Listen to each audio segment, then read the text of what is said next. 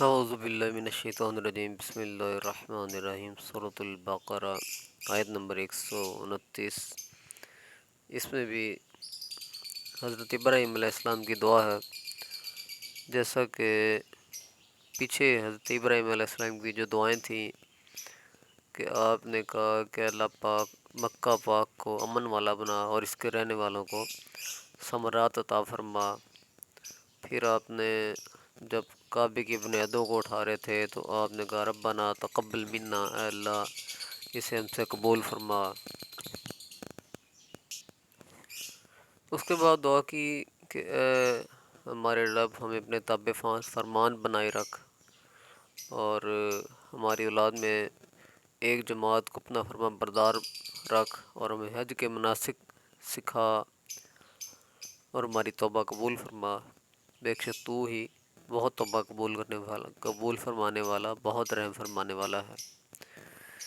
اس کے بعد ہم دعا آج پڑھیں گے جو حضرت ابراہیم علیہ السلام کی دعا ہے، ربنا اے ہمارے رب، وابعث اور بھیج، فیہم ان میں، رسولاً ایک رسول، یعنی مکہ میں رسول بھیج، کیونکہ مکہ کے بارے میں آپ نے پہلے دعا کی تھی۔ وابعث فیہم رسولاً اور بھیج ان میں ایک رسول، منہم ان میں سے، یتلو وہ پڑھے، علیہم ان پر، آیاتی کا تیری آیات، تیری آیتیں، وَيُعَلِّمُهُمُ الْكِتَابَ اور وہ تعلیم دے انہیں، وہ سکھائے ان سب کو کتاب، یعنی کہ وہ کتاب کی تعلیم دے انہیں، کتاب سکھائے، والحکمت اور حکمت کی باتیں، وَيُزَكِّيهِمْ اور پاکیزہ کرے انہیں، یعنی کہ ان کو صاف کر دے، پاک کر دے ان کو۔ انکا انت العزیز الحکیم، انکا انت، جیسے ہم نے کل پڑھا تھا کہ ان بے شک، اور کا، کاف زبر کا جو ہے اس کا معنی بھی تو تیرا ہی ہوتا ہے، تو انکا انت، انت کا معنی بھی تو ہی ہے، تو ادھر حصر کا مفہوم، اس عربی میں ایک قاعدہ ہے حصر کا مفہوم، جب دو لفظ تو یا تیرا اکٹھا آ جائے تو اس کو پھر تو ہی پڑھا جاتا ہے۔ انکا انت العزیز الحکیم، بے شک تو ہی غالب اور حکمت والا ہے۔ اس کا با محاورہ ترجمہ پڑھتے ہیں، اے ہمارے رب، ان ہی میں سے ایک عظیم رسول بھیج دے جو لوگوں پر تیری آیات کی تلاوت کرے اور انہیں کتاب و حکمت سکھائے اور ان کے نفوس کو پاک صاف کرے، بے شک تو ہی غالب ہے، بڑی حکمت والا ہے۔ اس آیہ مبارکہ میں سیدنا ابراہیم علیہ السلام کی 7ویں دعا کا ذکر ہے جو آپ نے مکہ والوں کے لیے فرمائی۔ وہ ان میں ایک عظیم المرتبت رسول بھیجنے کی دعا ہے۔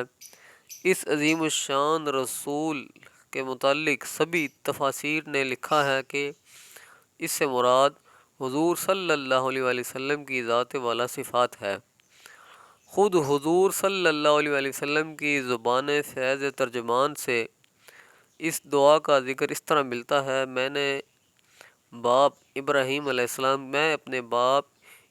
علیہ السلام کی دعا ہوں، میں عیسیٰ علیہ السلام کی بشارت ہوں، میں اپنی ماں کا وہ منظر ہوں جو انہوں نے میری پیدائش کے وقت دیکھا تھا، ایک نور ظاہر ہوا جس سے شام کے محلات نظر آ گئے۔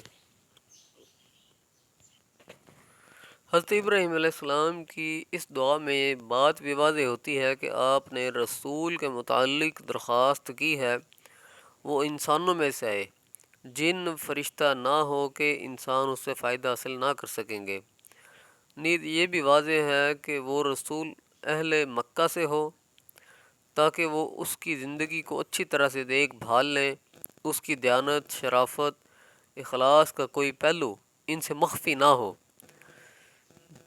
جیسے اعلان نبوت کے بعد صفا پر خطبہ میں اہل مکہ سے حضور صلی اللہ علیہ وسلم نے فرمایا، حل وجدتمونی صادقا او کاذبا، مکہ والو مجھے سچا جانتے ہو یا جھوٹا؟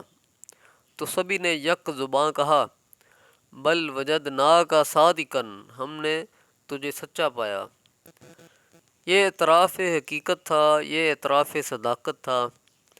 آپ کی یہ دعا گزشتہ تمام دعاؤں سے بڑھ کر ہے اور مرکزی دعا ہے۔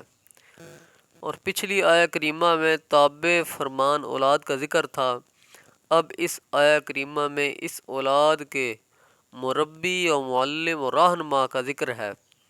آپ کی اس مرکزی دعا میں قرآن مقدس کی تلاوت کی اہمیت، تزکیہ نفس، کتاب کی تعلیم اور درس و تدریس کی عظمت واضح طور پر نمایاں ہے، اور یہ بھی واضح ہے کہ اولاد کے جس گروہ کے تابع فرمان ہونے کی درخواست ہے وہ امت مسلمہ ہے، وللہ الحمد۔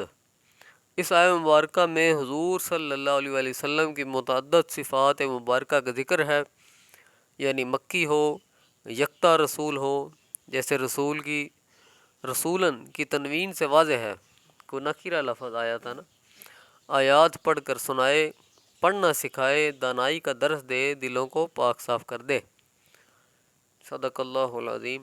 ربنا تقبل منا انک انت السمیع العلیم وتب علینا انک انت التواب الرحیم۔